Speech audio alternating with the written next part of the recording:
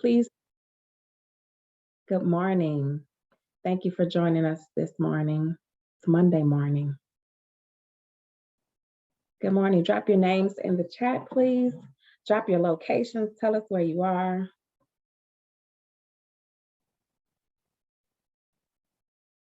Good morning. And thank you for joining us. I'm sorry, here we go. Pinging from Chicago. Welcome. Thank you. Hello, everyone. Give you a few more seconds. Good morning. Thank you for joining us.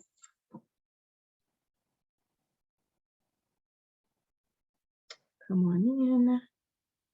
We'll give you just one more minute to get in here. We have a great dialogue that will be happening today.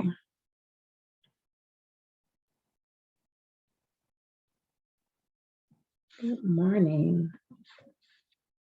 And good morning again, and thank you. I am Gwendolyn Carver, Director of Development for UCAN, and also serving as one of the co-chairs for Pride Alliance, which is an employee resource group at UCAN. UCAN strives to build strong youth and families through compassionate healing, education, and empowerment. Today, one of our virtual programs is coming from our DEI program, which is one of the cornerstones of our work. DEI is a DNA which helps us continue to strive to build inclusive organizations and engage our communities. Today, I am honored and have the pleasure of introducing our moderator for today's conversation, and it's called Can We Talk? The Intersectionality of Race in the LGBTQ+ community. Our moderator for today is Roderick Hawkins, who is the Associate Dean of External Affairs and Chief of Staff at Northwestern University School of Communication. Roderick, would you join us?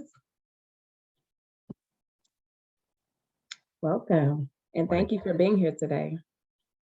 Thank you, Gwendolyn. It's a pleasure to be here. It's a pleasure to be with all of you. Thank you, everyone who's watching us virtually, and if you're just joining in, tell a friend to join us as well.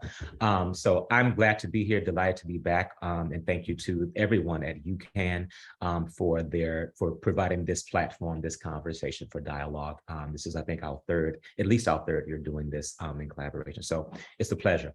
So Gwendolyn, shall I continue? We'll go on. Let's get into the conversation. We've got a great panel of folks from across the country that are joining us today. Normally, in the past, we've had mostly Chicago folks. So this year, we're flipping the script. We've got local folks. We also have folks from different parts of the country to engage in this conversation. So I'm going to introduce our distinguished panel in alphabetical order. I'm going to begin with Dr. Maurice Brownlee, or Dr. Mo. Dr. Maurice Brownlee is a wellness and health service provider with broad expertise in internal medicine, as well as the treatment of infectious disease. Dr. Mo is an HIV specialist and also has a PhD in healthcare business administration. His career in healthcare includes administrative roles in a wide range of environments, including hospitals, group homes, and geriatric care facilities. Mo is the founder, he's okay being called Mo. Mo is the founder and Chief Wellness Officer of Ball Tourism Wellness and Health Services, and the Medical Director of Wellness at Home at North Star Healthcare. As a strong proponent of wellness care, Dr. Mo believes that preventative and behavioral health approaches are immensely important. As a passionate advocate for providing low barrier access to healthcare assets, Dr. Mo cares deeply about building health equity for underserved populations, particularly people of color and the LGBTQ+ community. Dr. Mo, welcome. Thank you. Thank you. Welcome, everybody. Thank you. And next, we're going to go to Dr. Daniel Jacobson Lopez. Dr. Lopez is an expert in trauma. He joined the BU School of Social Work as an assistant professor in 2021. Dr. Lopez is also a visiting fellow at Yale University School of Public Health. His innovative research examines how possessing multiple marginalized identities affects the ways in which socio-political institutions and systems engage with gay, Latino, and/or Black sexual assault survivors and the services provided to them. He also researches violence against gay, Black, and Latino men, LGBTQ+ individuals, and recently the effects of COVID-19 on people living with HIV/AIDS, focusing on the effects of racism including anti-Black racism, homophobia, and xenophobia on the sexual assault reporting process and service provision for gay and Latino and/or Black men. Prior to joining the BU School of Social Work, Jacobson Lopez was a T32 postdoctoral associate in the Department of Infectious Diseases and Microbiology at the University of Pittsburgh Graduate School of Public Health. He was the first ever Latinx and Latin American PhD graduate at the University of Pittsburgh School of Social Work, and is the founder of the University of Pittsburgh's first Latinx graduate student group. And in 2020, he was appointed as the inaugural chair of diversity and inclusion for the University of Pittsburgh Postdoctoral Association. In addition to his scholarship and research, Jacobson Lopez is a certified sexual assault counselor, a licensed clinical social worker, and an anti-bias facilitator with the Anti-Defamation League. Welcome. Now we'll go to John Everett Till. John Everett Till is the Senior VP of Strategy and Innovation at the Family Partnership, where he leads 2-generation and brain science-informed program and policy strategies at the Family Partnership. John holds an MS in biological sciences. His research was on the neuroscience of sensory and cognitive development in children.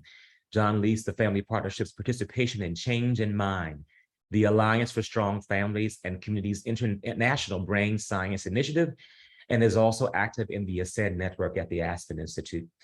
John has led efforts to pilot executive functioning across generations, a novel whole family approach to boost executive functioning with preschool children and their parents, as well as with parents served in home visiting and parent education and support programs. In 2019, the Harvard Center on Developing Child Frontiers of Innovation selected the model for a planning grant for national replication and scaling, followed by an implementation grant in 2020. John has been at the Family Partnership for 22 years and has led successive cycles of program innovation to improve services for families and communities. John lives in an LGBTQ Filipino-American immigrant household in Minneapolis, Minnesota. And finally, Dana Topple. Dana has more than 2 decades of experience as a nonprofit executive and leader. Dana has a proven track record of program development, revenue generation, change management, and leading strategic, innovative, high-impact organizations. She has also led successful pilots to policy programs, including a multi-million-dollar guaranteed income program for families in San Francisco. Dana has worked as an executive, director, consultant, and therapist for several of California's premier human service organizations. She is currently Chief Operating Officer for Jewish Family Services of San Diego, and the founder of Make Work Work for Moms. Dana is dedicated to advancing equity and participates in local, regional, and national conversations to advance efforts related to inclusive leadership and ensuring access and opportunity for all. Dana is the chair of San Diego for Every Child, a commissioner for the California Commission on Aging, and the community advisory board member for San Diego Union Tribune. Dana is a native of Madison, Wisconsin, right near us here, and holds a bachelor's degree from the University of Wisconsin and a master's degree in social work and a master's degree in business administration from San Diego State University. She is a licensed clinical social worker in the state of California. So everyone tuning in, welcome again to our distinguished panel. We're so glad that you are all here, and let's get into the conversation. And thank you again to all the folks who've joined in. We're glad that you're here too. I have some questions I'm going to be asking the panel, but also we want you, our dear audience, to think of some things you want to share as well, and if you want to drop your questions in the Q&A box, and we will do our best to get to them before our time is up. And also our panel I'm asking some questions. We may have some back and forth exchanges as well. The floor is open, so just know that as well to our panel as well. So as we know, it's our month, right? We can say that too. But no, all of us here, it's 365 for us. It's 24/7. But and there's so much going on, and I kind of open this up with a kind of a preamble to where we are. But I know our heads and hearts are heavy with so many things happening in the world we are in. So many things. We all know what's happening. A lot is happening. Rights continue to be under attack. And we also, there's lots of uncertainty about where things are when it comes to how us, those who are members, identified members of the LGBTQ plus community, as well as those of us who identify as people of color in this community, continue to navigate this world we are in. So we're going to dive into some of those questions today. And again, let's get into it. And again, we appreciate you, our audience, for joining us today as well. So first question to all my panelists: how are you getting through? How are you persisting in this moment, this month, this day during Pride Month? And you can just take it as you wish. Whoever wants to jump in and chime in right now. Basically, it's like a how you doing check-in question first.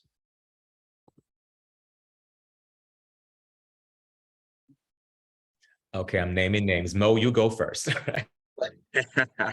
Is that because my last name starts with a B? Well, I tell you what, Roger, what we're doing is we're just being intentional. We're definitely just being intentional on what we're doing and making sure that I'm in healthcare. And so we're just making sure our patient understand, and we're trying to provide them a space where they're able to live in and get care in truth. And so in terms of how we're doing just fine. I think this is one of the years that we're doing the most for Pride. We have a Pride Christmas tree. We're doing Pride floats. We're doing Pride t-shirts. We are just, we're going all out for it. So again, we're just letting our patients know that they can definitely receive care and truth. And so that's how we're striving. Thank you. And for those who didn't know that Dr. Mo is right here in Chicago, Illinois. Dana, we'll take it to the West Coast. Dana, how you doing? Perfect. Yeah, I'll answer it a little bit more on a personal level than kind of an organizational level. So it's interesting. I've been reflecting actually in anticipation of this conversation that I used to live and work I used to work in an LGBT center, and I used to live in a neighborhood that was with more LGBTQI families. And so it's been interesting now living in a suburb, working at an organization that's not the focus, how much we ourselves assimilate and just kind of get by and shut that part of ourselves down. And so I think it's just really paying attention, being intentional personally around kind of who am I, even if you can pass, like who am I, like speaking out and kind of being more focused on being part of the LGBT community. And what's interesting, I know this is long-winded, but I have a 11-year-old, and watching him with his friends is such an interesting thing, because they just ask, he'll be like, I have two moms. And one of his friends will be like, well, I have a mom and a dad, just like it's factual, not any big deal. And so anyway, I've just been reflecting on how as adults, sometimes we shut it down and kind of, pass through life, and watching some of our young folks, they're much more dialed in and kind of accepting, and how do we keep that? So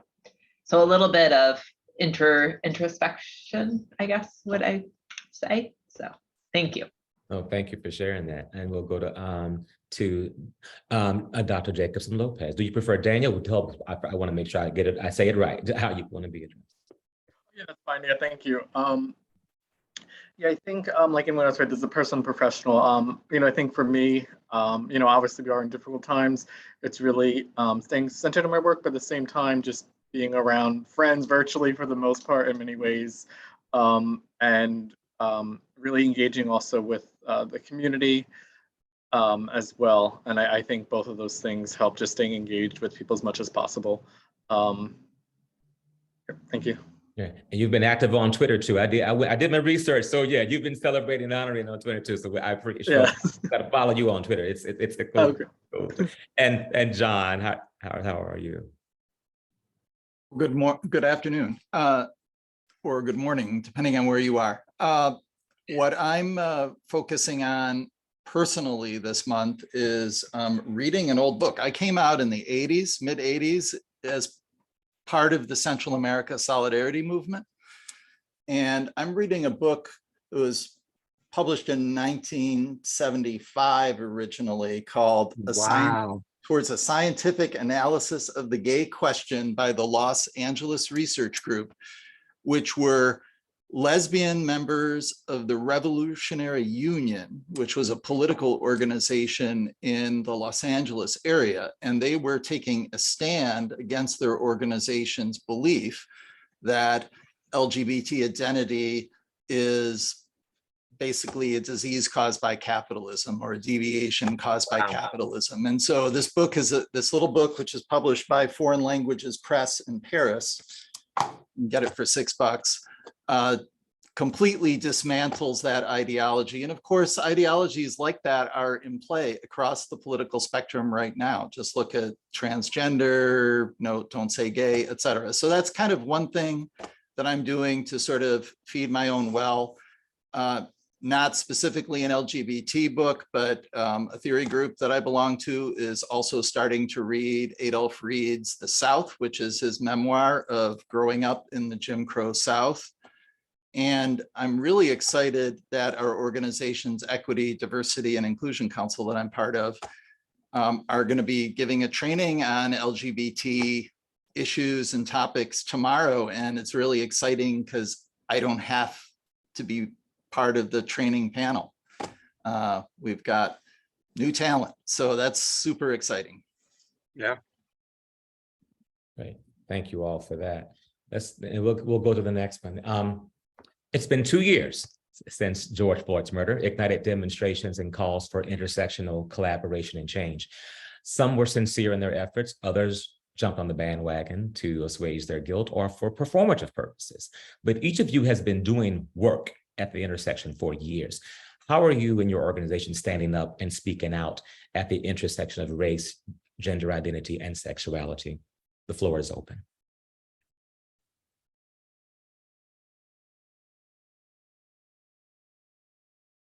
Okay, I got a shy panel. John, you're in Minneapolis, go. Okay, I'm in Minneapolis. I'm about 5 blocks from where the 3rd precinct was burned to the ground. My commute back and forth to work takes 10-minute drive through the South Minneapolis, and where George Floyd was murdered is 2/3 of my way to work, 1/3 of my way home. What our organization has done, like many, is that we've made statements against the murder of George Floyd and calls for the significant change in policing. But talk is cheap, and we haven't seen much progress or change. There was just a report a couple of weeks ago that policing in Minneapolis has not changed since the murder of George Floyd. There have been other police murders of African-American men since George Floyd was murdered. And where we're putting our strongest focus as an organization is on our EDI council and really developing an EDI council that's representative of staff at all levels of the organization. We've had previous efforts like this, but this seems to be the strongest one, has the deepest legs. We're doing monthly training and engagement with staff.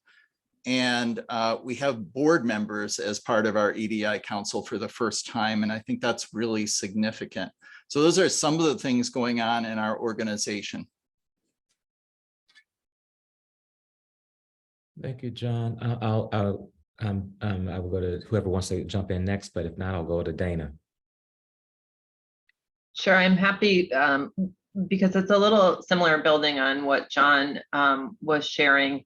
So I think that while we've been at Jewish Family Service doing work in the kind of creating belonging and inclusive environments for a long time, what we realized at the point of all of the things intersecting the murder of George Floyd and the pandemic and kind of having, very large growth. We grew from an organization of 200 people to now we're almost 500. That we didn't have the structures in place. And so while we made a statement, both internally and externally, as we have become more diverse as a staff, we convened kind of a town hall. And I think it was just what we did because we were in reacting mode. But with the diverse staff, for some folks, it was healing. And for some folks, it was terribly triggering to be in that mixed group. And so what we've done since is taken a step back and really said, what structures need to be in place to support our staff every day? Because it could be a murder of someone very publicly, or it could be that you got stopped on the way to school, or your son was, the subject of being called out by a teacher. And so really looking at the individual level and having systems in place, both a council and tools for staff meetings that recognize every day people are coming in with stuff, and that the more diverse we are, the more that sometimes having safe spaces and brave spaces for folks not to be all together, but to be with folks that they want to be with and that they feel they can process with. So I would say it really kind of shocked the system, where I think we thought we were doing really good work. And I think we saw that we had some structural challenges that we've now put in place and have seen with other events that we've been much more successful supporting our team. Thank you. We'll go to Dr. Jacobson-Lopez. Sure. Yeah, thank you for the question. Much of my research is intersectional. I think after the murder of George Floyd, as well as many other, Black folks, like you said, there were a lot of organizations who then decided all of a sudden they cared about anti-Black racism. Some are already doing the work. For me, I actually, at that time, was at the University of Pittsburgh, and and what we know, right, something serves right as that catalyst for that. And I had done so much different diversity. I was then appointed inaugural chair of diversity and inclusion for postdocs, so all the docs at University of Pittsburgh. So at that time, I then started trying to get more funding, spoke with higher administration for what's going on for Black doctors at the University of Pittsburgh.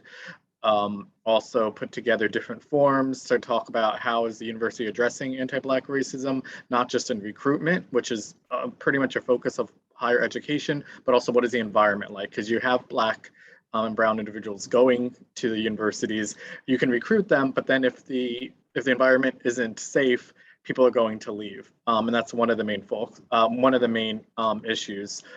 I was also on like 8 different other executive boards in infectious diseases and other departments as well, working to address different forms of racism, anti-LGBTQ policies as well. So that is one thing I did there. And then now at my new position, I'm currently on the board of diversity and inclusion, and also working to put things, put different efforts together. And I recently just put together a love letters for the LGBT community for Pride, and really making sure to focus on Black and brown folks within the LGBT community who are way too often ignored in that discourse. Absolutely. Thank you. Dr. Mo. Yeah, so Roderick, let me just tell you, I like telling stories. So this is a true story, and this just happened this weekend. And at the root of this, it is trauma.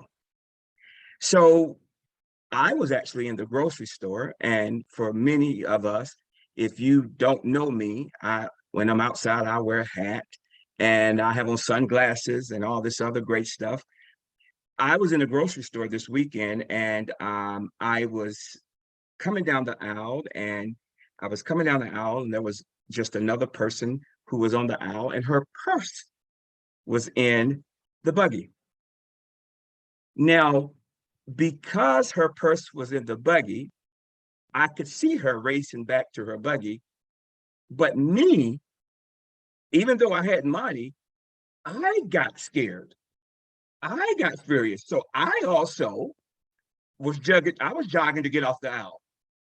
And that's because I grew up in the South, and I knew that when I approach certain populations looking like I look, that people clench their purses, people run to their purse.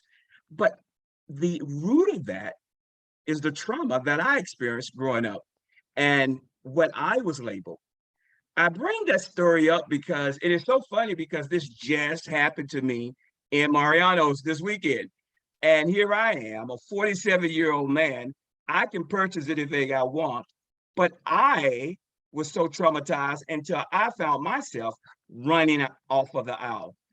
So much so, Roderick, until I didn't get what I came to get, what I wanted to get. So that was powerful. So when you ask, what are we doing? So number one of the things that I identified was that there are not enough behavioral health groups. On an average right now, if I have to send one of my patients to behavioral health here in Chicago, they have at least a 6-month wait. And God forbid if they have Medicaid. If they have Medicaid, they won't get in at all. So one of the things that we did, or that I did, I was very intentional in starting a behavioral health company. I can say that we opened the doors in October. It's been very hard recruiting therapists. That's a whole nother story, because now that I want to open this center in an area where the need is, the question is, how do you recruit people who want to go to those areas? So one of the things I did was we did open the behavioral health company in October. I think this is 6 months. We are doing a soft grand opening, and trauma is definitely going to be one of the things we focus on, because when you talk about, or if you haven't heard George Floyd, if you haven't heard his story, you know that there was a lot of trauma there. And when we talk about the crime and everything we see in Chicago, one can argue that the root to that is trauma. And so we want to focus on trauma. And so we're trying to become a more trauma-informed organization, but opening up this behavioral health center that will accept Medicaid is what we're doing. So I'm very proud of that. Thank you. You know, I must say this. Thank you for sharing that story, number one. And thank you for all of you for sharing what you're doing. When you said that, Dr. Mo, I thought, well, yeah, it's like this feeling of having this target on your back. And I'm not being dramatic here. There's always that sensation. I had a friend who told us a similar story, who is an executive who runs a statewide organization on the East Coast, Black gay man.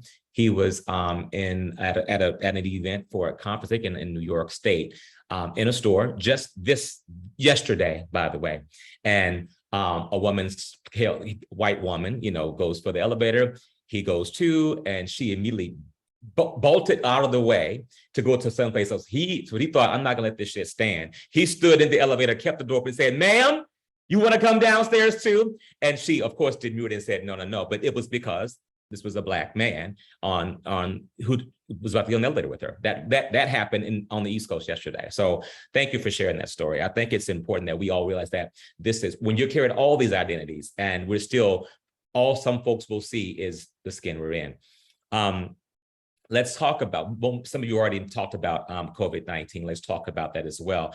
One of the things my pastor said, Otis Moss III, I gave the commercial at Trinity here in Chicago, that we had two pandemics, COVID-19 and COVID-19 as it relates to George Floyd.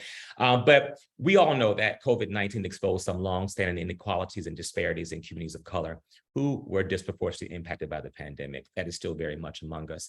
Tell us about how you've seen some of these inequalities in some of the communities that you serve, and also added to that, what's your response? What has been your response, you or your organization's response, whether it's individually, but also as an organization? What have you seen? Yeah. What have you done? One of the things we did here at the Wellness Home is that we knew that the Auburn Gresham area was hit the hardest. And so we opened up a COVID testing center right in that neighborhood. It was very hard, but we did do it.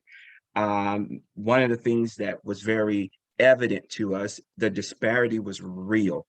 And to most people, they saw the disparity on the news, or they read it on CDC's website. We saw it. And so one of the things is, at the beginning, I know you remember, people couldn't even get tested, right?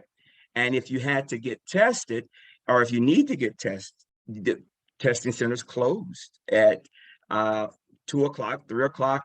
But what about your essential workers, those people that look like me, that worked at the Marianos, who need the testing in the evening time, whatever the case may be? Or, as my pastor say, what about the sick and shut in? So one of the things that we did was we opened up a center in the Auburn Gresham area. We provided tests. We did over 5,000 tests for the community. We moved over to the South Ashland neighborhood as well, so that we could very well do the same thing. It was great. So that disparity, we hope that we did make some dent in it, in terms of that, because we did see people coming down with COVID like crazy. What I personally went to people's homes, and we did tests in their homes. You know, I never forget, one lady just couldn't get down the stairs, and she couldn't get down the stairs because she was so obese. And the ambulance, they refused to even come into her house because of that. And she stayed on the south side. She ended up dying, bless her heart. She died from COVID, but that was a preventable death, obviously. And so that's what we're doing. Right now, Roderick, I would tell you one of the biggest disparities that we have right now is that, hey, the government has, in fact, released these tests. You can get these tests from the government. If you have a computer, you can log on and you can get so many of them, but you only allow a certain amount, but you still have a population that don't have insurance. You still have a population that cannot access these tests. I don't care what you said, they just can't. They can't access the test. And even if they do access the test, John, because they're essential workers, they need to have documentation to go back to work. But they can't get it because they don't have insurance. So it's a cycle. So, you know, one of my locations is on South Halstead. I ordered enough tests, rapid tests, when I knew that this was happening. I ordered enough rapid tests, and even though the government HRSA program stopped, and that's where providers actually got paid for providing tests, we still provide charity tests. So if someone walks into that location and say, I don't have the money for a test, we will still do the test. And so that is what we're doing.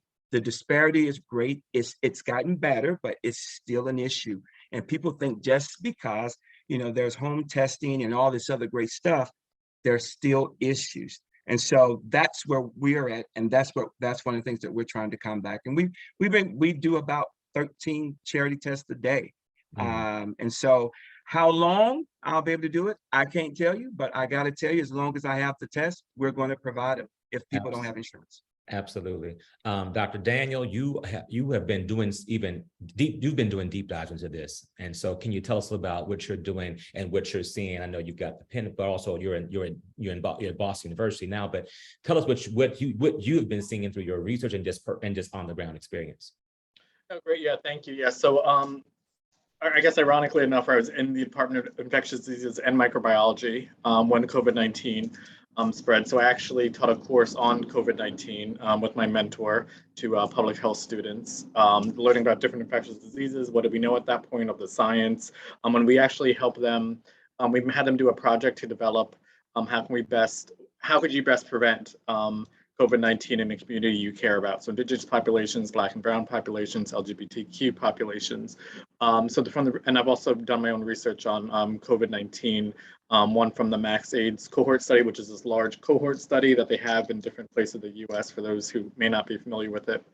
From that, we're really seeing that, particularly for gay men or men who have sex with men, that is really reminiscent of the AIDS pandemic for them. So it was, again, that stigmatization, stay away, no one wants to be around, losing friends due to HIV and AIDS, and then losing friends due to COVID. And some who survived through the HIV/AIDS pandemic, who are living with HIV and AIDS, then because of the autoimmune system being weakened, then unfortunately without the vaccines, right, as just was previously mentioned, did unfortunately pass away.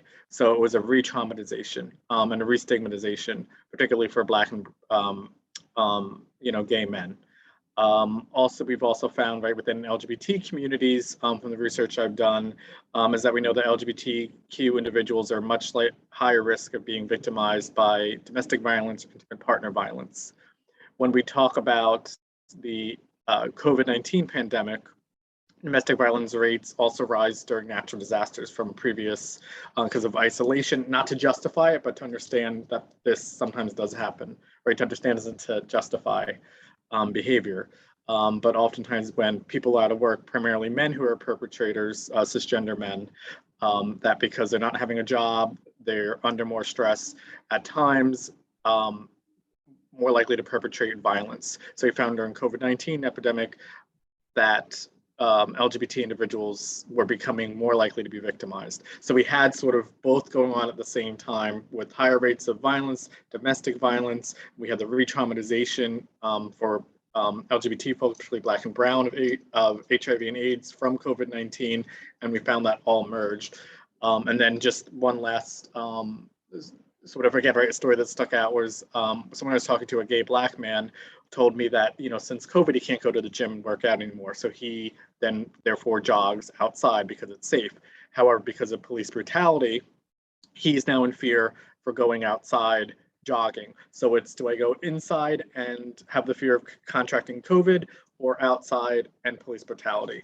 Neither one are great choices. But I thought that just really stood out to me. Back to the point of trauma. Yes, It's trauma. the shared collective trauma, and yes, flashbacks. I was very young when the pandemic, when the AIDS epidemic hit, but at the same time, I remember, growing up, we're having a real conversation here. Going to college in the 90s, like, okay, let's have sex, but then the fear, the terror, even with condoms at that point, right? Of like, okay, this. But I had a conversation with someone last week who talked about how this did bring it back for him. This was a middle-aged white man, actually, white gay man, who talked about how it reminded him also of the early days of the HIV/AIDS epidemic. Dana, I'll take it over to you because I'm the moderator. I'm not a panelist. Dana, you're next.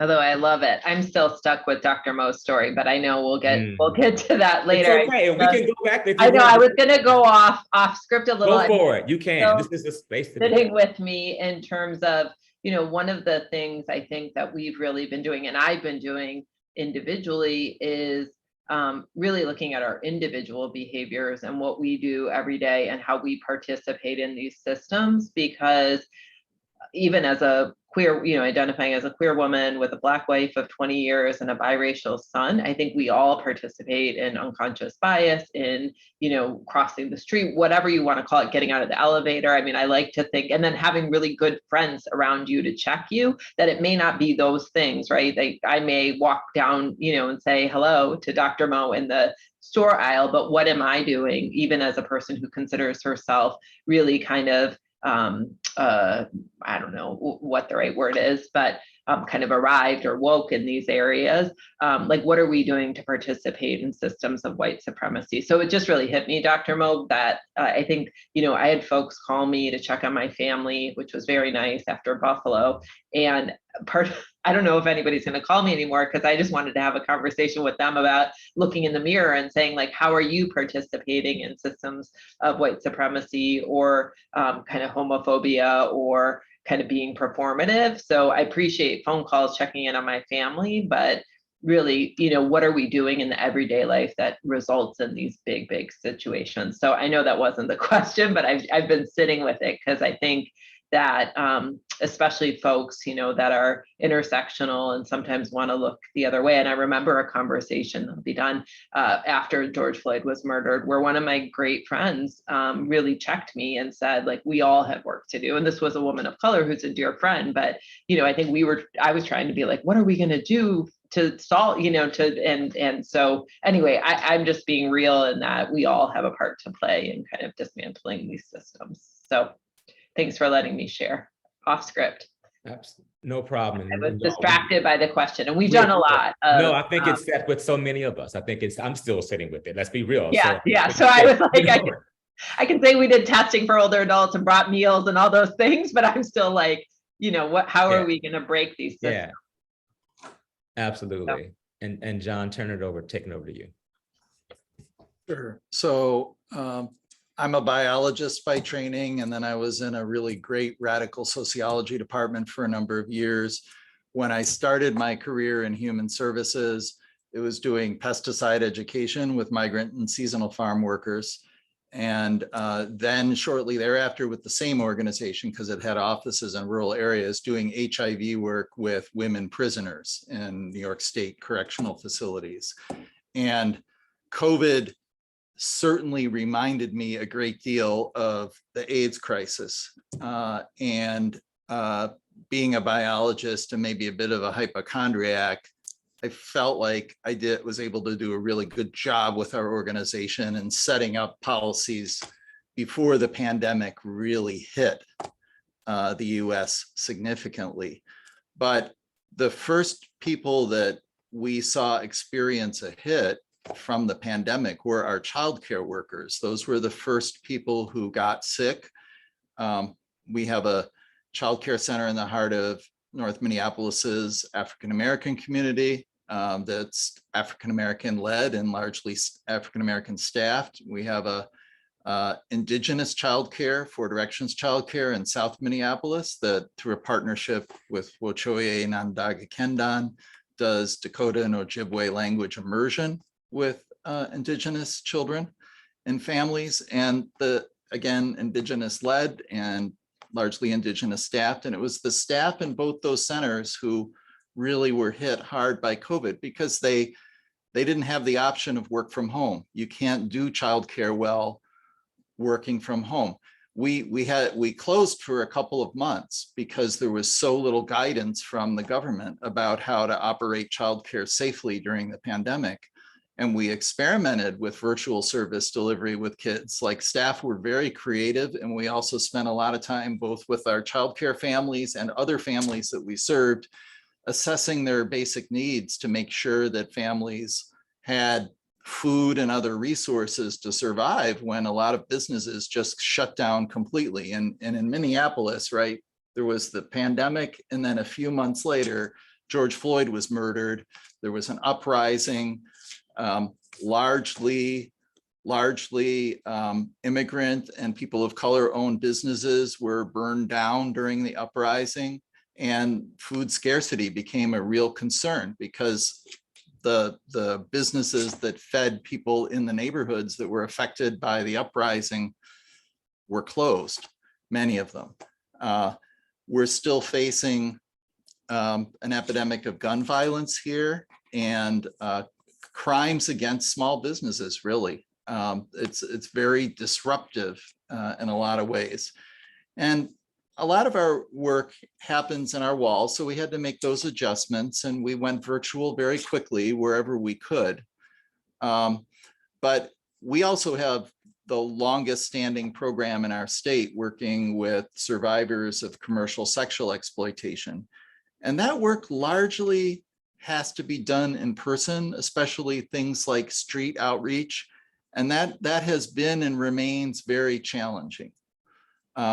So we've resumed some in-person services, even some group support services with, things like masks, et cetera. But that's been really tough. So our focus has been very much on the families that we serve as opposed to larger policy concerns, although the biggest policy concerns right now are gun violence, and that is definitely a racial equity issue. And we had a ballot measure to basically defund the Minneapolis Police Department, and that failed by about 12% of the vote. So it didn't fail by a huge margin, but it failed. So that kind of leaves us with very little reform has occurred. There's very few police around. They're not particularly responsive when people need help. And there's a lot of guns. There were 2 gun murders this weekend in Minneapolis. So that's what I've got for you. It's a tough situation. I think in the pandemic, the one thing that I felt we did really well was during the Delta surge, we did our own testing with the families with the staff who are working in the child cares and any other staff who were interested. So I think that was really good, and staff really appreciated having that access. And the state of Minnesota has been really good about getting child care centers supplies of test kits for their staff, and that can go home for families. And that's been really important during the Omicron surge. So that has helped a lot. Okay. Thank you all. Thank you all for sharing. A lot of you talked about equity and access. Let's stay on that front. So good question for everyone who wants to would like to chime in. And I know the answers are going to be long, and that's okay. Take your time. How do we ensure LGBTQ plus folks, particularly BIPOC individuals, have equitable access to culturally relevant services such as healthcare, social support, or housing? You pick it. How do we? I mean, there's probably multiple answers, but again, we've got Boston, we've got Minneapolis, we've got San Diego, and we've got South Side of Chicago on this Zoom. So I would just go for it. What is your approach? What are your thoughts on how we can ensure, again, LGBTQ plus folks, especially BIPOC folk, have equitable access to culturally relevant resources that they need?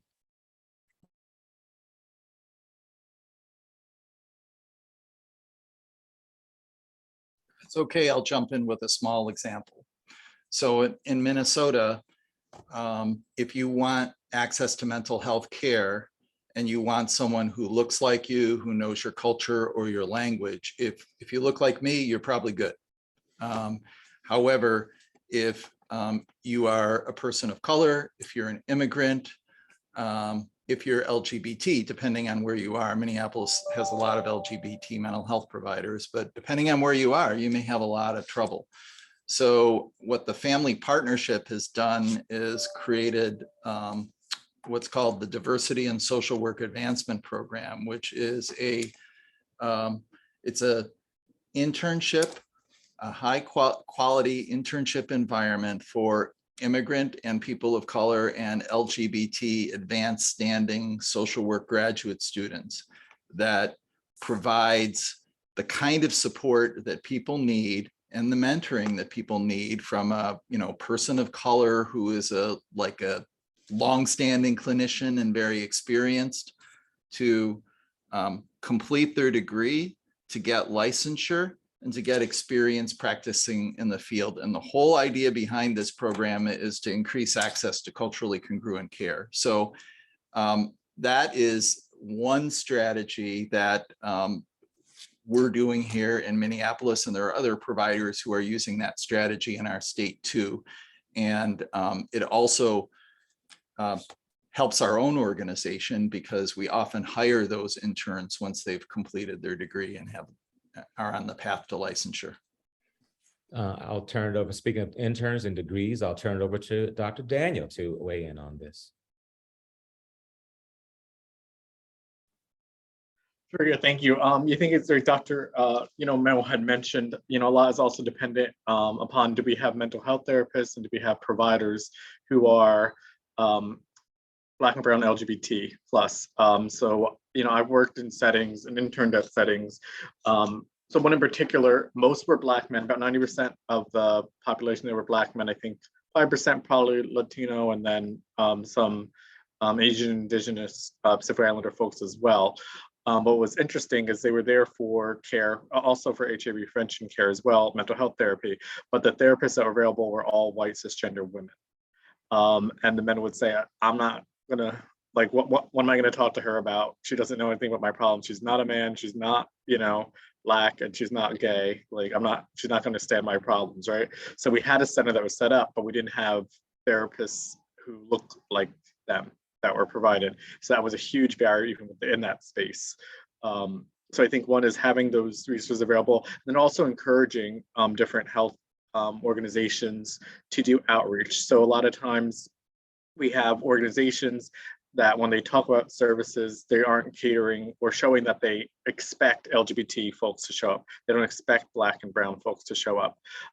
So one thing they can do is doing outreach, promoting on flyers that this is a space that is welcoming of LGBT and Black and brown folk, not just making it a white heterosexual cisgender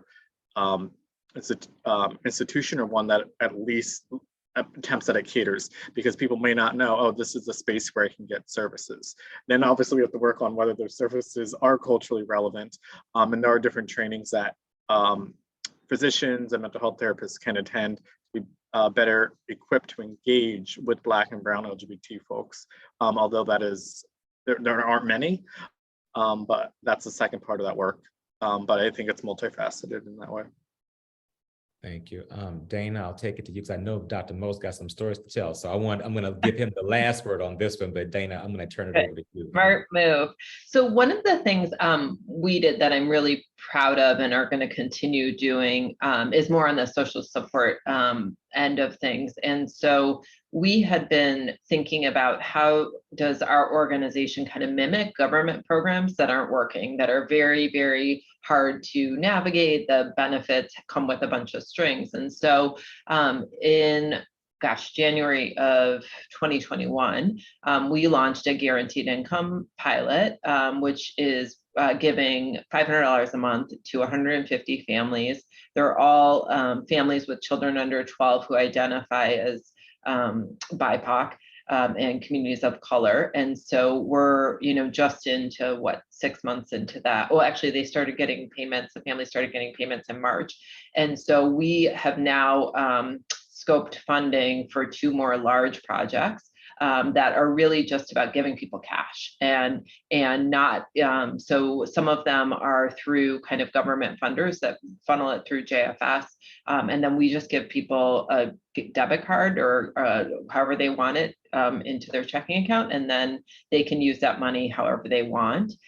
They can opt in so we can understand how people are spending that money. And of course, it's childcare, food, rent, all the things that we spend our money on. And so, but we're taking a step further in partnering kind of across the nation, but especially here in California, to move this from pilot to policy. So really trying to change some of our government systems and safety net benefits to be more dignified, to just give people money, and recognizing that 97% of people work. And so why do we have these work requirements? And so I feel really grateful to be in the state of California, where we definitely have a progressive governor and kind of people who will listen.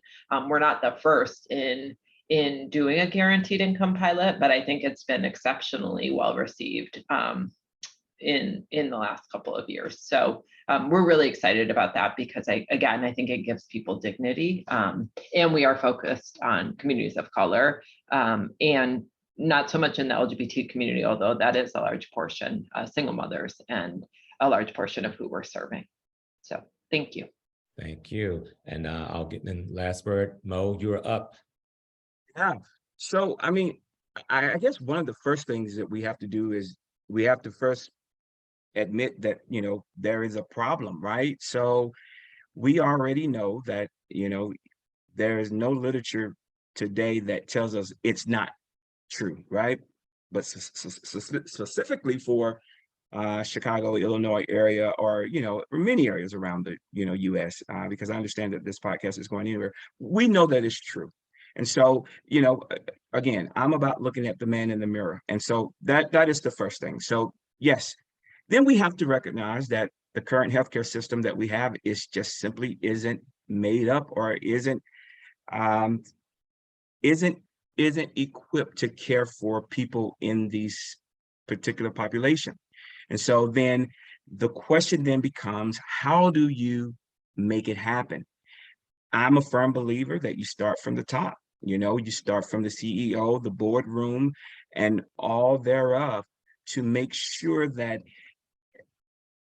providing and ensuring equitable access to healthcare and all these social services, I'm just going to call them social determinants of health. All of those things are not only just something that's written down on paper, but it's something that's actually in their strategy. And the question is, how do you, as a consumer, how are you able to ensure that that's actually happening? And I have to tell you is that we have to demand more.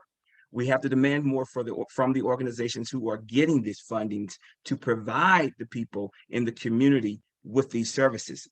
I am one, Roger, that I tell you that and I've been in this situation before where I had to use an FQHC and I had to go in to get STD testing, but I had to also tell you that I sat there for hours, and I sat there for hours trying to fill out all of these papers.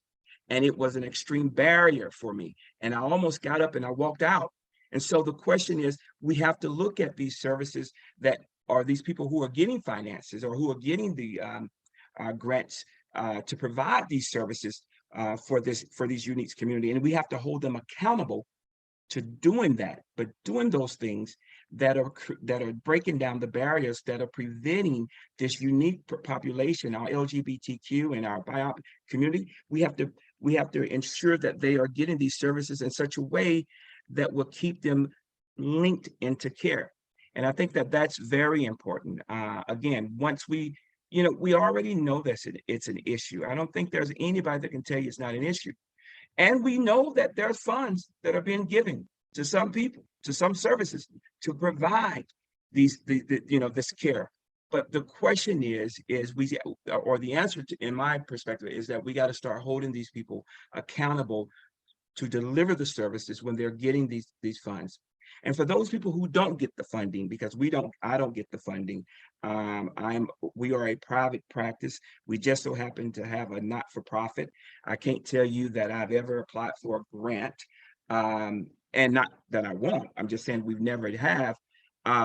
What we do it because we do it.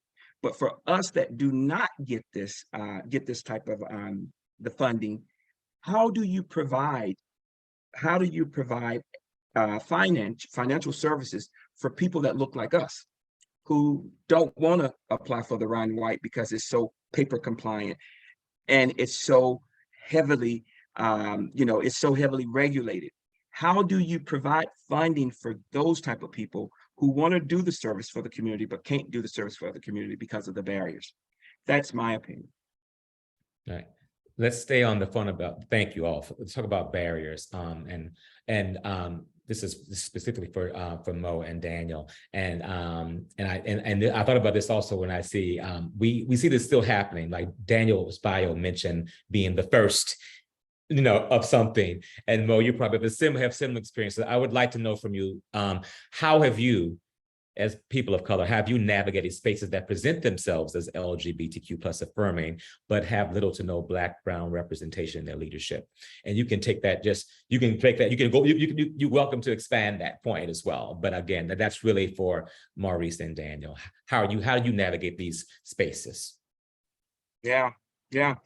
Well, I mean, for me, it's I believe in entrepreneurship. And what I mean by that is,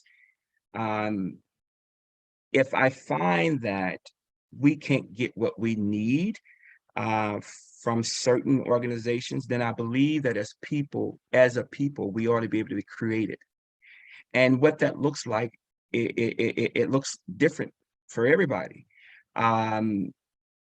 And this also means being able to collaborate with partners who share the same visions and who will be able to help us create those spaces. Let's face it, we've been dealing with this for a very long time, and we've made some leeway, but there is some stuff that we got to do on our own. And some of the things that we got to do on our own, one of them is healthcare, right?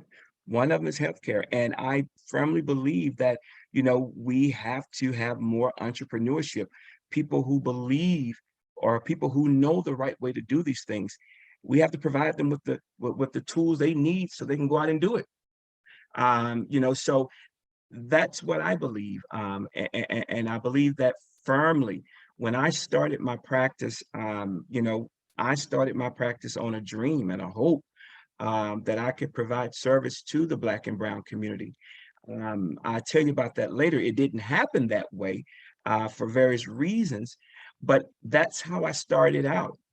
And I did that because when I opened the practice on the north side, we didn't accept certain types of insurance. So who was I to be an African-American gay male and could not accept someone from the south side because they had Medicaid? And so, to make a long story short, what I had to do was I had to create that space. And yes, there was a lot of barriers. But that's what it took for me.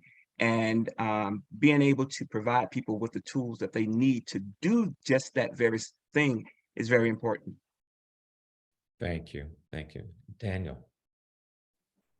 No, yeah, great. Thank you for the question. I think it's so important, something that goes overlooked. So a lot in this, right in the spaces, right, particularly right LGBT spaces, I am the only person of color, and that's happened a lot. And like you mentioned, right, being the first Latino PhD to enter Pittsburgh School of Social Work and graduate, definitely what was challenging, since I was the first and only one for those 4 years. So a lot of it is really speaking up and having to address issues. So a lot of times I talk about racial disparities, would never mention Latinos, Latinx, never mention Latin America. And every time I raise my hand and say, and we also you know, we're the least likely to actually get a doctor in the US, less than 1%. So let's talk about this. And then when we talked about, so a lot of it was that and then a lot of it for me was also being able to learn to navigate the space, knowing that I was going to have challenges as a gay man of color and being Jewish, but was taking on leadership roles. So I knew where the missing piece was. I knew what wasn't being done right.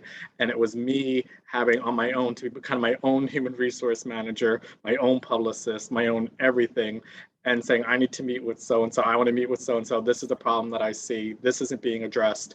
Like for instance, under Pittsburgh's non-discrimination policy, ethnicity, which covers Latinx individuals, was not covered. It was never there. And they had a whole committee. So I met with the vice president, I met with 5 people in administration saying, I'm not covered. So if something discriminatory happens, which it did to me and 2 of my friends who were Black, I had no actual protection under the discrimination policy.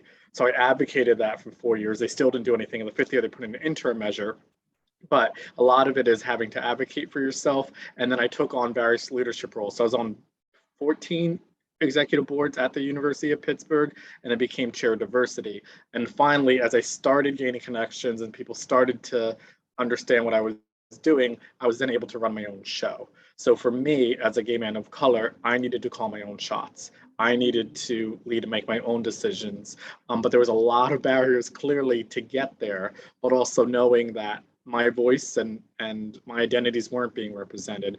And then when I was able to call my own shots, ensuring that LGBT folks of color were prominent in all of those discussion. I think also serving as a role model for folks who were never ever had to encounter a gay Latino Jewish male before. So I think it really comes to taking leadership.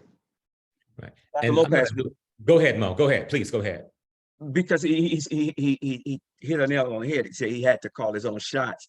When you found that you did that, was it easier for you to reach back then and then make more policy changes, or at least be seen as a force to be reckoned with in that area?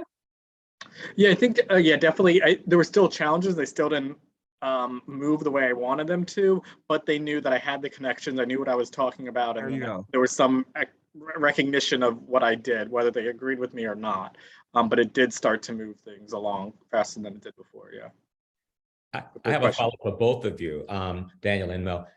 Lauren Birchlove with UCAN put a good point in the chat. There's so much emotional labor in self-advocacy.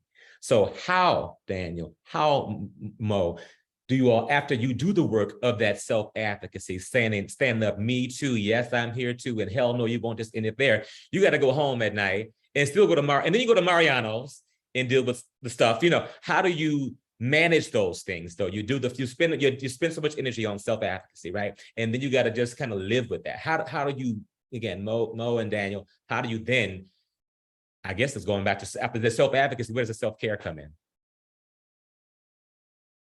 Yeah, for me, I don't go around and say, okay, well, I'm going to do this for me. I'm going to do this, blah, blah, blah, blah, blah. I just do. And I'm a firm believer, Dana, that when you do, that you will get recognized. And so my belief system is this: you do and you continue to do. And one day, at some point, it's going to get recognized. So when you talk about self-advocacy, that is so important, right? I work 7 days a week. And I have to tell you, Roderick, I am tired right now. If I take my glasses off, you can see the bags under my eyes. I'm tired. But what I do know is this: it's not forever. I was just talking about this over the weekend, and one of my patients said, hey, Mo, you got to be crazy.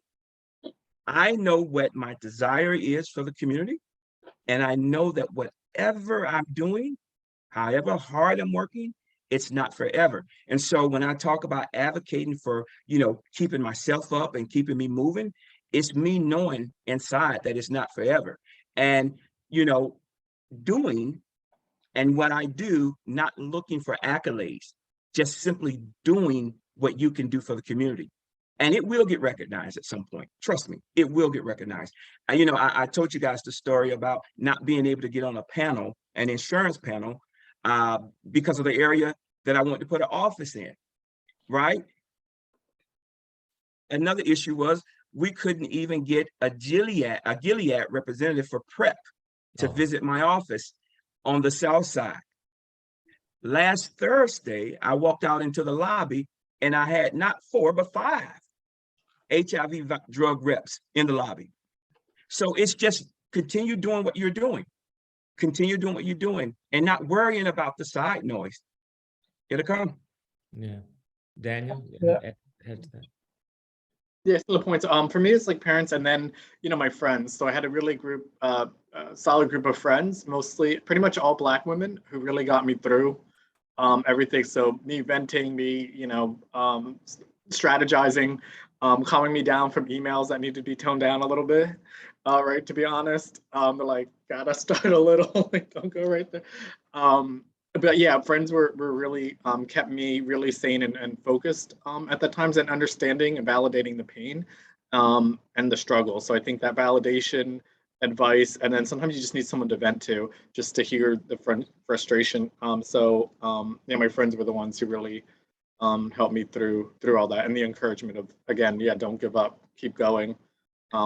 You might not know I think the key is sometimes you might not see the outcome when you're in that position or during your tenure, wherever that is, but the next person will, and you may never know it. And you just have to know that you made a difference, even though you may never actually reap the benefits. Absolutely. And thank you both for just being transparent in this moment. And again, that's when we go off script. Now we're gonna go to the audience questions in just a moment. Thank you for the audience who've been listening and been patient with me. I do have one more question I want to ask Dana and John before we go to the audience questions. Dana and John, how do you use your privilege to create opportunities for people of color to serve and lead in your industries? And or you can tell us how you have your lived experience also help in your work help you advance liberation for queer people of color.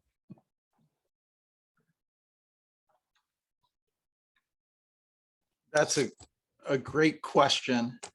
And I feel like kind of one of my high points was doing that in the prison system, where there's a huge population of queer people of color, or as well as people who may identify as quote unquote gay for the state. While they're incarcerated, they're in same-sex relationships, and there's very little in those institutions to support them in any of their identities. Oh, yeah. And there's very few role models. So I'm aware of that. Over the years, I've had to figure things out. I got expelled from a prison for having an argument with a superintendent in a public space.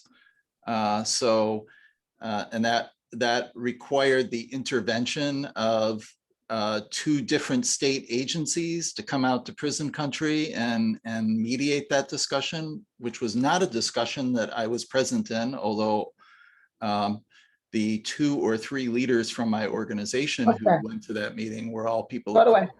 So, and things turned out okay. So, I try to think about, there's this saying, how do you bite the hand that feeds without drawing blood, right? Sometimes you have to draw blood. And I think for those of us who have more privilege, there's more opportunities to be bold, maybe. We have to be bolder. I mean, what's happened in the Twin Cities, where there's been no significant change in policing after the murder of George Floyd and after other African-American men have been murdered by the police. That's just one example, right? So I think I'll let Dana jump in. Thank you, John. Dana.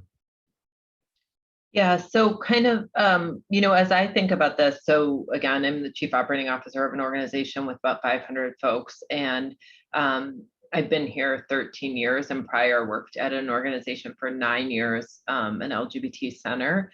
And so I think that my foundation, frankly, from my parents around kind of really just I look back and think they've passed away, but I think, gosh, they really helped me understand the value of person to person, and that you do your work and you listen and you own with authenticity what's really going on. And I didn't realize how much we had LGBT folks, we had folks internationally coming to our house. And so while I definitely have privilege, I think my non-work life, if you will, because we're all whole people, but I think sometimes people come to work and do diversity or work on diversity or hire people. And Dr. Lopez said something about recruiting folks, but then also creating an inclusive environment. And so when I think about kind of using myself, I would say, and with that comes some privilege.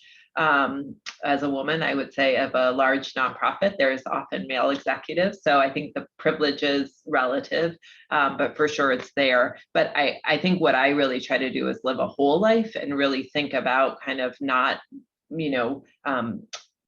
kind of coming to work and thinking about that I'm this leader, creating an inclusive environment, extending space for other people to come in, but it's really through my friendship networks and my kind of relationships that we've been able, not just me, but other folks, that people have wanted to come and work here and have made a difference. And so I would say over the last 3 years, our board has diversified, our senior leadership has diversified, but it's really been intentional and kind of authentic, and it's not been performative of just hiring folks and not knowing who they are. And so I've been able to, I always kind of am thinking as we're growing our team, like who might we want to bring in the fold. And so, but I really think what I've noticed and where I try to kind of push our team is you can't go home and then be in all white spaces or all, kind of X spaces or this socioeconomic. You've got to live your life in a way that you're living in community, if that makes sense. So just trying to be real and kind of walk through life in that way.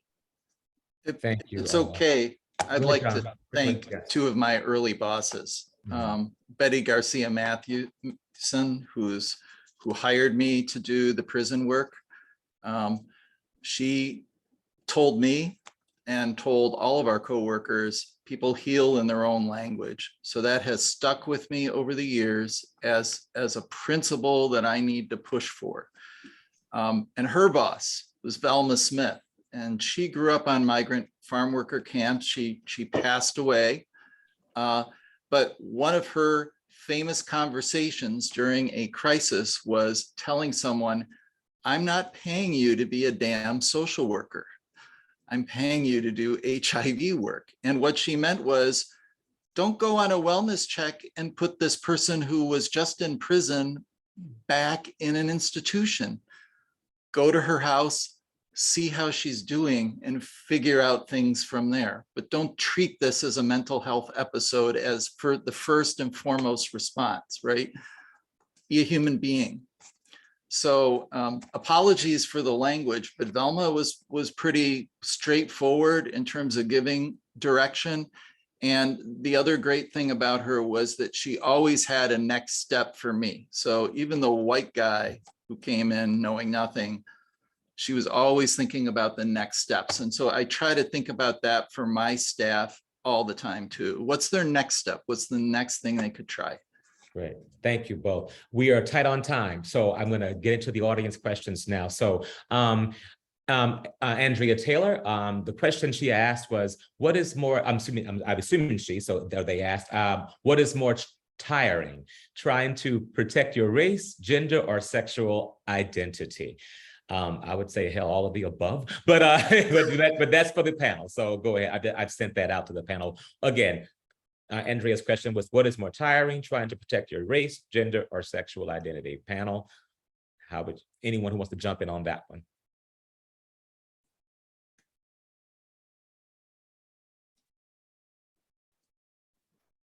I'll go. So I think sort of what Mr. Hawkins was saying, right? It's where they're non-competition with each other, right? Where a lot of times we talk about it's not an additive, it's intersectional. So all of our identities at once happen. So for me, yeah, it's always hard, and I get asked that. I think it's a great question. Was it more difficult to do with homophobia, racism, anti-Semitism? It's all the same in that way. And I think many can be environmental or contextual. So in some spaces, right, from LGBT, and I'm the only brown person, then race becomes the forefront issue, and or anti-Semitism. If I'm in a space where it's, you know, Black and brown folks, but if there's homophobia, then being gay becomes a center issue. And then sometimes if someone is rude or doesn't include me, I have to wonder which of the three is it? Is it one of the three, two of the three, all three of the three, or they just don't actually like me? But it's always on your mind. So it's really hard to discern between which identity it is, but they're all equally painful and all equally exhausting. So that for me, at least, I can say that for me. Yeah, appreciate that. Yeah, I've said to someone in a panel I was on some years ago, I said, well, let's be clear. I was called the N word before I was called the F word growing up in South in Baton Rouge, Louisiana. That said, I agree. You get it all. I love what Lauren said also. We show with everything that we are. Some of us have not. I have not always shown with everything. I know I can kind of, if you will, somewhat straight past and sometimes right until some musical theater comes on, it's over. But what I mean, about all that said, all jokes aside, it is important to show up with everything we are. So again, they don't compete. They are a part of it, but part of who I am. But yes, absolutely. When I walk in the door, you see a Black cis man walking in the door again. But I'm the moderator. Panel, panelists, anyone else wants to weigh in on that, please do.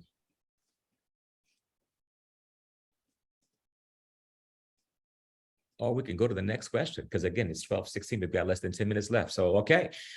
Jeff Carlson, at the time that Jeff Carlson put their question in, Mo and I mentioned church and our faith. Others have mentioned faith. I think did we lose Daniel? Daniel mentioned faith as well.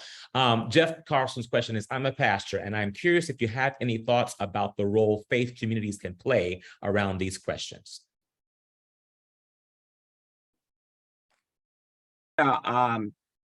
Wow. It'll be interesting what denomination you're in, Daniel, but we'll leave that for later. But I would tell you Daniel's Jewish. Daniel's Jewish. I think. Jewish. Okay. All right. Yes. So, you know, for us in the African American community, we know that faith leaders are extremely important. And if you're trying to move any project, if you're trying to promote any initiative, that if you just start there, that you can get a major lead, you can get a major bump in whatever you're trying to do. We know that to be certain. Your question is very good, and I am just even proud that you asked that question. That's great. So, how do you tackle it? I mean, I think that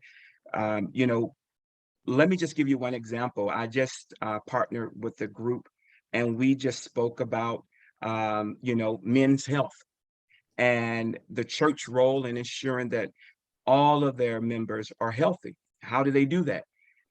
We have a ministry for everything, but yet we don't have a ministry for health. Looking at those perspectives are so important because, you can more likely encourage your parishioners to understand healthcare when it comes from you. So I would tell you the fact that you're ready or asking about having a dialogue means a great deal, because most pastors won't even go there. They won't even go there. So be open and honest and be willing to have that conversation and discuss it. I think that's a very big piece. And again, think about everybody in your church, that you have so much diversity, and being able to recognize the fact that, yeah, you will have a gay man. Yeah, you will have a Black man, Black woman, and being able to provide them with the ministries that they need is so important. Anyone else care to weigh in?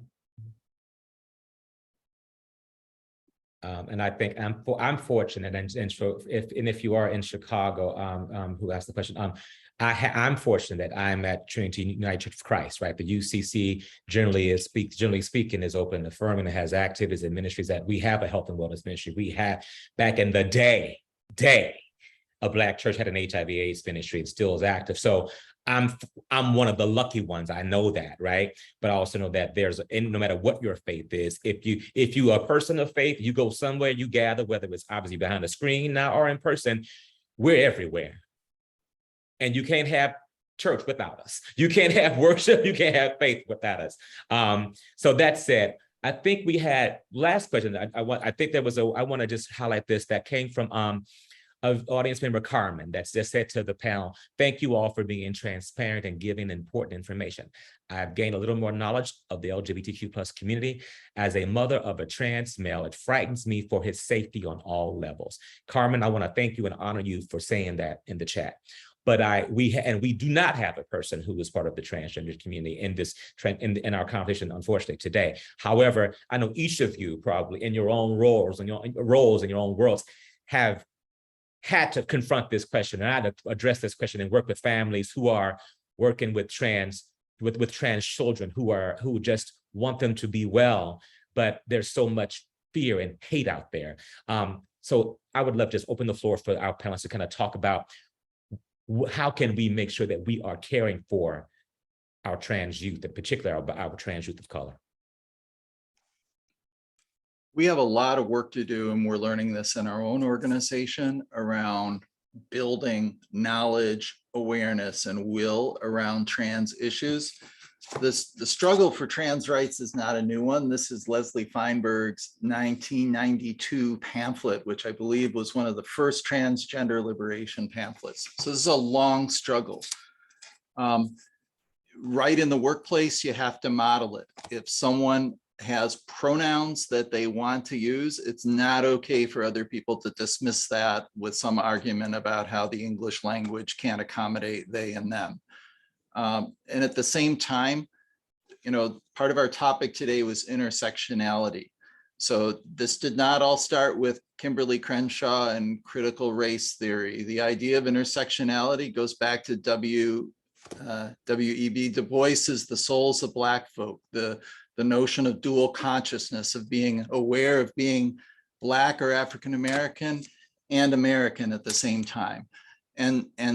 And so these are long struggles, but we have to start somewhere. So start by clarifying what your organization's values are about trans identity, and then figure out how you connect up with staff around those values and hear what staff have to say too, because discomfort is real, just like it is around gay identity for some people. And we need to get beyond that, right?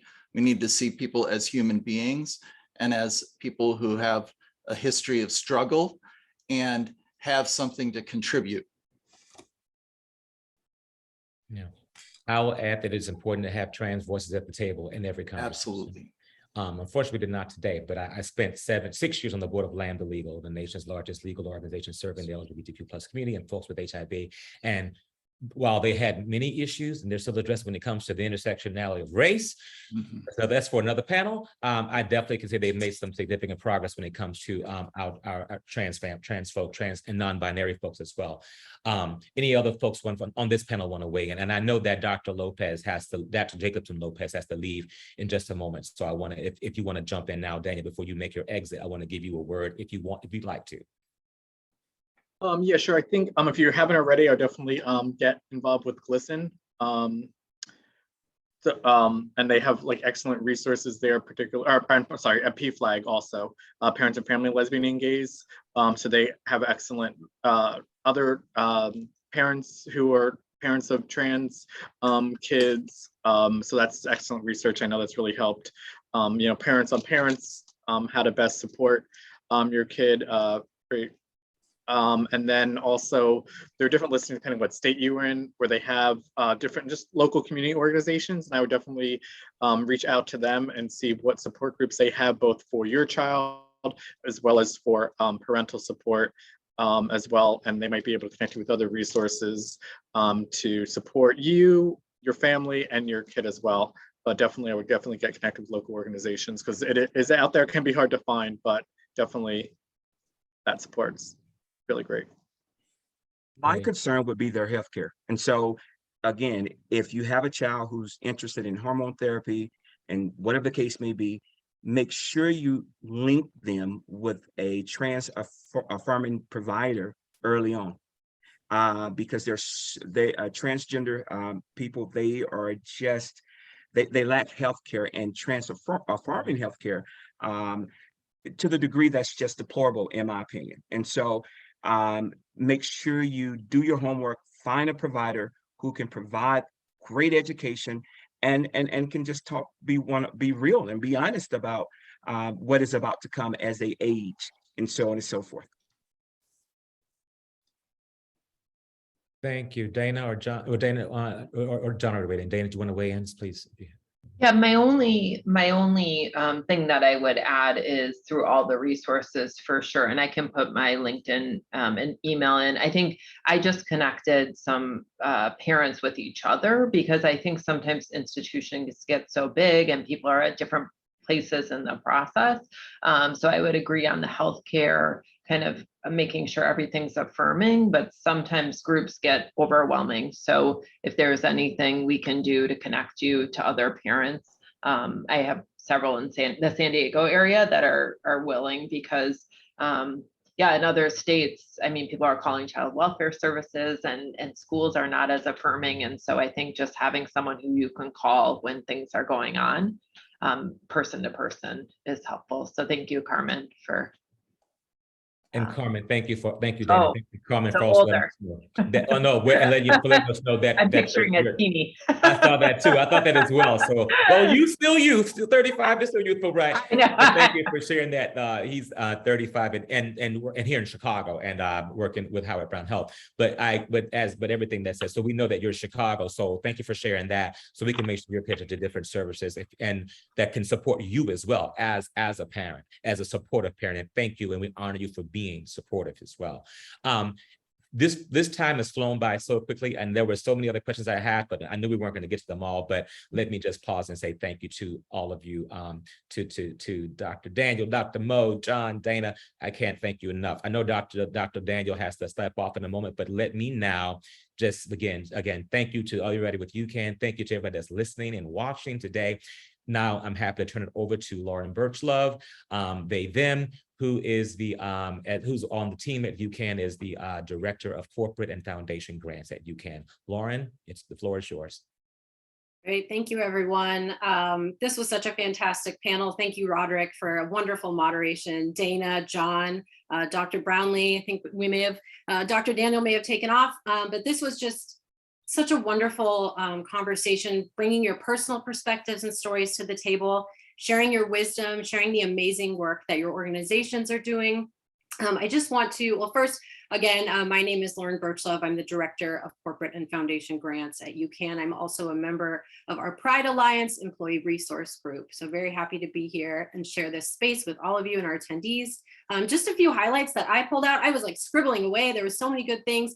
I was hearing demanding more from providers, more from service providers, federally qualified health centers, I think I heard, FQHCs, and supporting entrepreneurship and eliminating barriers for other health providers that are trying to get into this space. Intentionally linking providers with,